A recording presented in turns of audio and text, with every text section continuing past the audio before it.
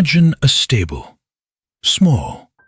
Just old boards, a low ceiling, and a door that never closes completely. A horse lived in this stable. It once had a name.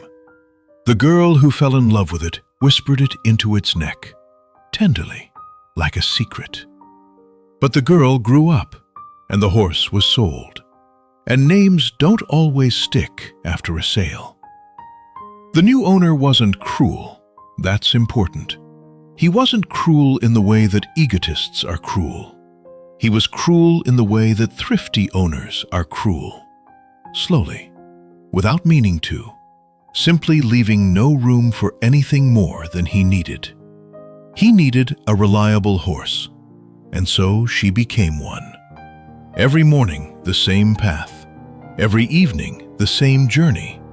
The same field, the same fence, the same measured, controlled trot, which never became anything more than the man holding the reins demanded. Easy, he said. Easy. And she was calm. What did she forget? How old was she when the running stopped? 3 years after he became the horse's owner, a traveling merchant passed through the village. He watched the horse pull a cart and said, "This animal has a chest like a racehorse." The farmer looked at him and said, "This is a workhorse." And that was the end of it. The merchant moved on, and somewhere in the horse, something heard these words and quietly agreed. What the man never knew was that this horse had once run. Not the obedient gallop of a workhorse, not a controlled trot. She ran the way the rush begins in your chest before it reaches your legs. The way the earth disappears and the wind becomes something you are made of, not just rushing past. In a past life, she had been the fastest creature in this valley. But speed, like wildness, like joy, had been eradicated from her. Gently, patiently, one small correction at a time, until the memory of who she was subsided under the weight of who she was required to be. She still felt it sometimes, standing in the pasture in the evening as the light glided across the grass. Something rushed through her, a shudder, a ghost of speed. And then it passed, and she lowered her head and returned to the hay. The gate. One November evening, the gate swung open. Not dramatically, not as a sign. The wind simply found the latch loose, doing what the wind does. The horse stood on the threshold for a long moment. The man was inside the house. The field was dark. The trees at the far end were moving. Everything in her that had been trained and disciplined into obedience said, "Stay. This is not for you." But something older said something else. Cold air blew through the open gate and touched her muzzle. And she recognized that smell. Wet grass, open space, no walls.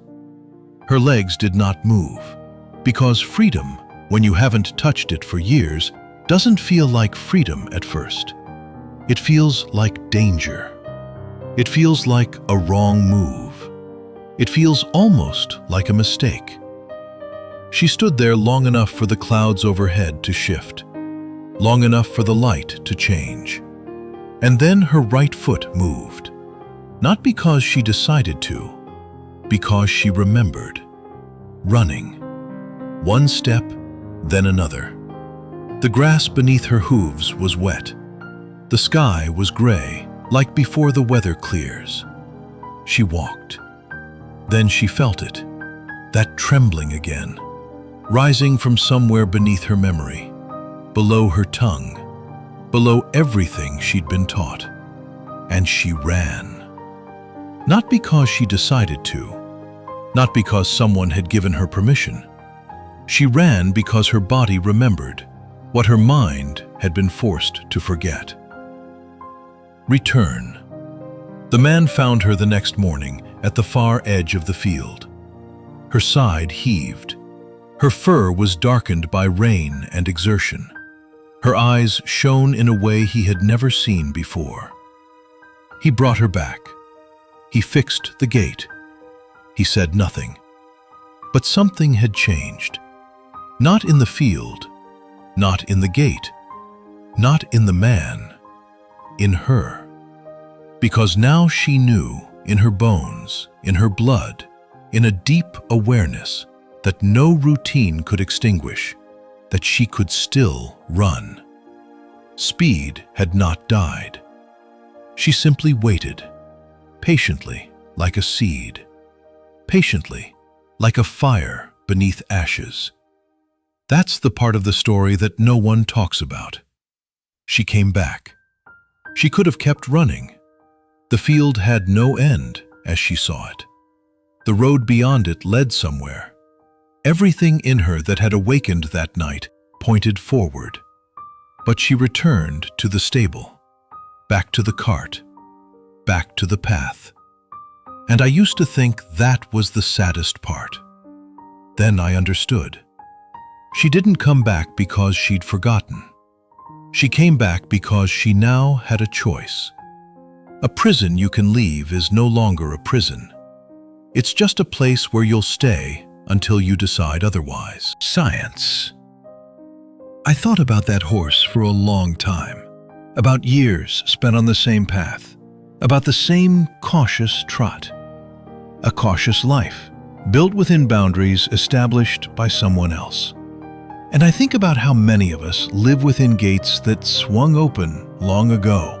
How many of us still walk in the same cautious circle out of habit, out of fear, out of the quiet, accumulated weight of words. Not cruel, not intentional, but still said, calm down, enough. In 1979, psychologist Ellen Langer conducted an experiment. She took a group of men in their 70s and placed them in an environment designed to resemble 1959. Same music, same news, same furniture, same conversations. Over the course of 5 days, their grip strength increased, their posture improved, their vision sharpened. She didn't ask them to remember their youth. She created conditions in which their bodies could stop reproducing old age and start reproducing something else. It turns out the body listens to everything. Every path you take twice, every speed you never reach, every gate you stand before and decide again to go through. The horse hadn't read Langer's research, but she proved it on a November field, with wet grass under her hooves and without spectators. The Roman Emperor Marcus Aurelius spent his entire reign buried by wars, plague, and political betrayal. He wrote in his personal journal, not for publication, not for posterity, an obstacle to action encourages action. What stands in the way does not become an obstacle. He was not a poet. He wrote down what he had verified and what turned out to be true. The obstacle is inseparable from the path. In skilled hands, in a skilled body, it is the path. Question. I want to ask you something, and I want you to really think about it before you move on to the next step. What did you do before you became who you are today? Was it a hobby or a skill? Something that moved within you, like speed moved within that horse. Something you were before the world began to judge you differently. Because practice doesn't kill it. Routine doesn't kill it. Even decades of the same careful path don't kill it. She simply buries it under habit and rationality and a perfectly understandable fear of making mistakes. But it's still there. I'm sure of it, as I'm sure of very few things. It waits with the patience of something that knows it cannot truly die. Lesson. Whatever gates are open before you right now, you don't need to be sure. You don't need to be fast. You don't need to know where the field ends. You just need to walk through it. And trust that the body remembers what the mind has been taught to forget. That morning, the horse returned to the stable. It pulled the cart again. It walked along the path. But it was never the same again. Because it knew. Though outwardly nothing around her had changed. That morning, the horse returned to the stable, covered in the marks of what the night had done to her. She didn't wash it off. She didn't hide it. She carried it as something she had earned. Because that's what night does to you in the open field, if you let it. It leaves a mark. And that mark is proof. Proof that you were there, that you ran, that the gates opened and you didn't stand there forever. Whichever stable you're in now, whichever path you've chosen, I want you to remember the horse. Not because the story ends well, but because it ends true. What was implanted in you at the beginning, the speed, the fire, the special wildness that made you, you, before the world began to demand you be less, it hasn't disappeared. It's still here, under the routine, under the rational, under the cautious life you built to survive.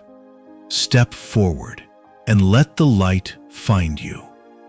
If this story has found you at the right moment, share it with someone who needs to remember who they were before the world demanded they be less. And subscribe to Rolling Dice Theory.